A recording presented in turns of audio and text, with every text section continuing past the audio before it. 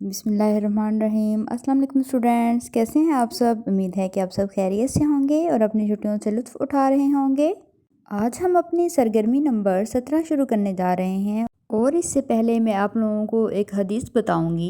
नबी करीम सल्लल्लाहु अलैहि वसल्लम ने फरमाया, वादा एक तरह का कर्ज है, कमबख्ती है उसकी जो वादा करे और फिर उस वादे के खिलाफ करे। इसलिए बेटे, अगर आप लोग कभी भी किसी से वादा करें तो वादा खिलाफी मत करें। आगे देखिए सरगर्मी नंबर 17 में हमें क्या कहा गया है।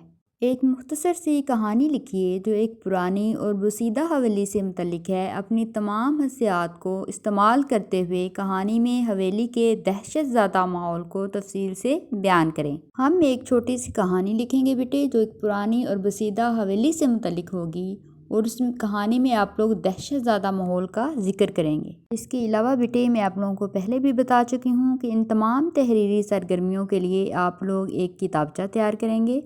किताबचा बनाते हुए सबसे पहले इसकी बाइंडिंग और सरवर्क को जहन में रखिए। किताब के जो सफ़हात हैं इनको स्टेपलर की बजाय रंग बाइंडिंग, स्पाइरल बाइंडिंग या किसी और दीदाजेब तरीके से इकट्ठा कीजिए।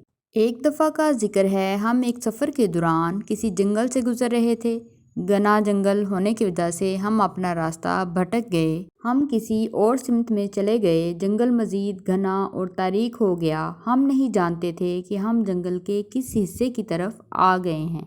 अचानक हमें एक पुरानी सी हवेली दिखाई दी। जब हम इस बोसीदा हवेली के करीब पहुँचे तो हमने देखा कि इसका दरवाज़ा खुला है। हमने हवेली के अंदर जाने का फ़ैसला किया।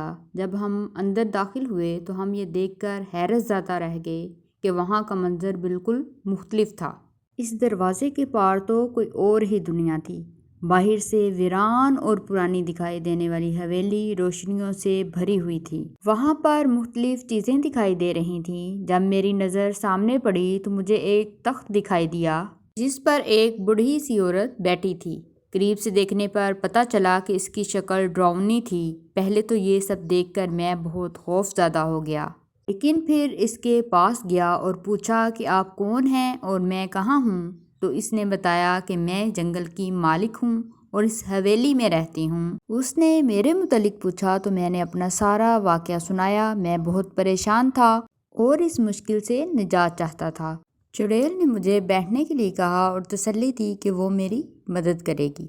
इसी तरह बेटे, आप लोग भी कहानी लिखेंगे और बाकी की जो कहानी है उसको मुकम्मल करेंगे। जज़ाकल्लाह। अल्लाह हाफिज़।